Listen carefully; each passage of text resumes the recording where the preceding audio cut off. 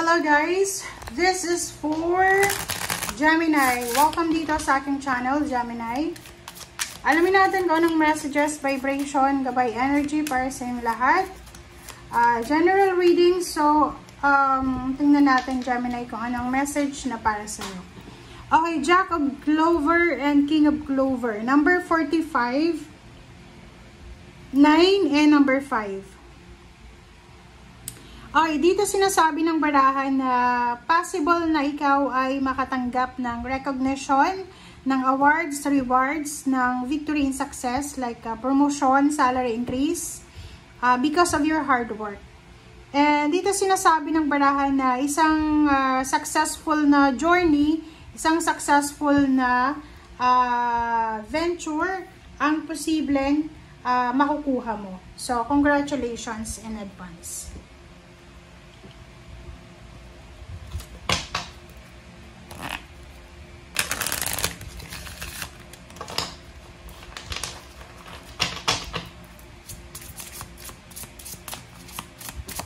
Okay, so this is for Gemini. Restless energy.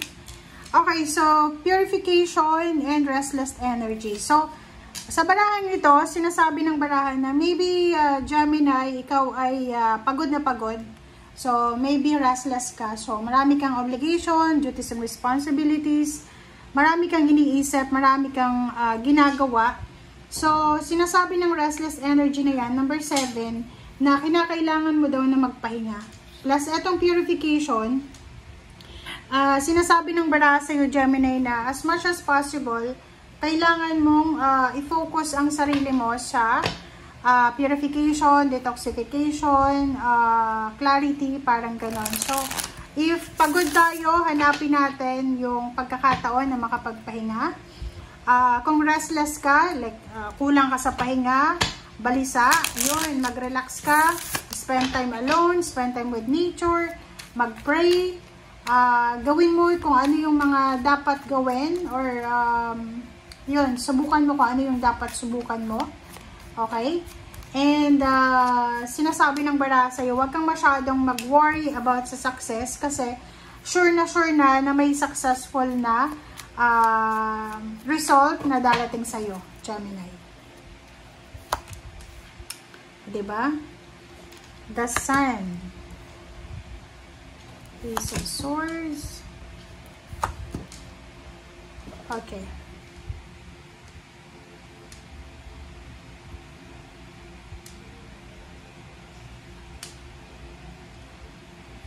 Okay, so dito sa barahan to, sinasabi ng Hierophant na possible there's a celebration of success, there's a collaboration, assistance, protection. So, posibleng makatagpo ka, Gemini, ng isang tao na pwedeng matulungan ka sa kung ano man na gusto mong mangyari sa buhay mo. And there's a good news coming, diba? So, yun nga, pwedeng promotion, salary increase, higher position, new job, new career, travel, or kung ano pa man. And sinasabi ng baraha sa'yo na walang puwang.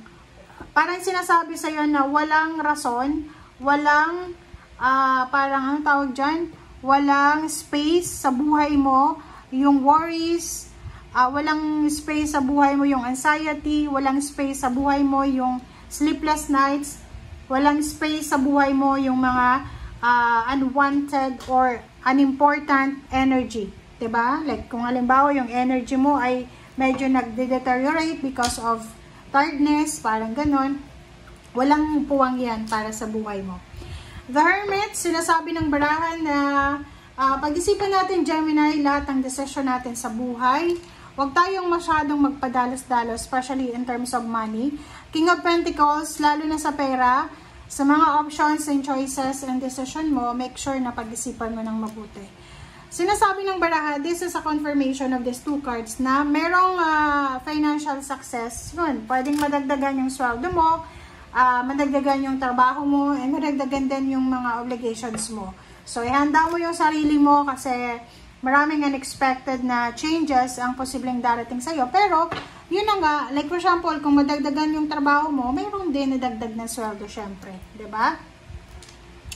Ace of Wands, isang exciting, napakasaya na blessing ang posibleng darating sa'yo. It's either exciting, calm na relationship ang darating sa buhay mo, or maybe there's a reconciliation, or maybe there's incoming relationship, and posibleng mayroong resurrection. So, like example, you came from heartbreak or kung ano pa man siya na masamang relationship, end ng relationship, and sinasabi ng bara sa'yo dito na possible na magkaroon ng new beginnings. And 3 of Wands, sinasabi ng bara sa'yo na meron sa inyo ditong naghihintay ng financial balance. Yung parang hinihintay mo, Gemini, kung kailan na, okay, kung kailan na ba darating, kailan na ba magsisimula ang victory and success na sinasabi ng baraha. So, sinasabi ng chariot dito na possible na may travel kang gagawin, may travel plans, possible na mayroon ditong relocation, possible na i-relocate ka because of job, possible na mayroon kang, this is a relocation, this is, like for example, yung plano mong pagpapatayo ng bahay, plano mong pagpapakasal, ay mangyayari yan, but you need to work hard. Kasi hindi naman yan free gift na ibibigay lang sa'yo. So, kailangan natin magtrabaho, kailangan natin mag-work hard para dyan sa mga pangarap mo. Page of Cups, and then 10 of Cups. So, sinasabi ng bara sa'yo na huwag tayong masyadong magmadali para sa future. Kumbaga, halimbawa, marami tayong mga gustong mangyari sa buhay natin. We need to wait. We need to wait. We need to think. Diskarte ba? So, and patience, napaka-importante ng patience. Patience is virtue. So, kung ano man tong gusto mong mangyari, gusto mong marating, maghintay ka lang. And trabahuin mo kung ano yung dapat trabahuin. And the devil, iwasan mo yung tamarin ka, iwasan mo yung parang bumalik sa dati. Halimbawa, may bisyo ka, iwasan mo din na bumalik sa dati, mga dating relationship, or mga judgment natin sa dati or sa before, kailangan mong iwasan yun. Like for example yun, marami tayong mga unfinished business sa past na kailangan na natin i-let go. So yun yung kailangan mong bigyan ng priority sa ngayon, i-let go mo as soon as possible. And 5 of Swords and King of Swords, sinasabi ng barahan na marami kang dapat na i-let go, marami kang dapat alisin sa buhay mo para sa direksyon na gusto mong tahakin. So, maybe yung direction na to is all about success, it's all about new beginnings, it's all about recognition, awards, rewards, ganyan. Sinasabi ng King of Swords sa'yo dito na hindi natin makukuha yung perfect na buhay. So, may mga bagay-bagay tayo na kailangan i-let go, iwanan, kung gusto natin na makuha ko anong gusto natin. Minsan ganun eh.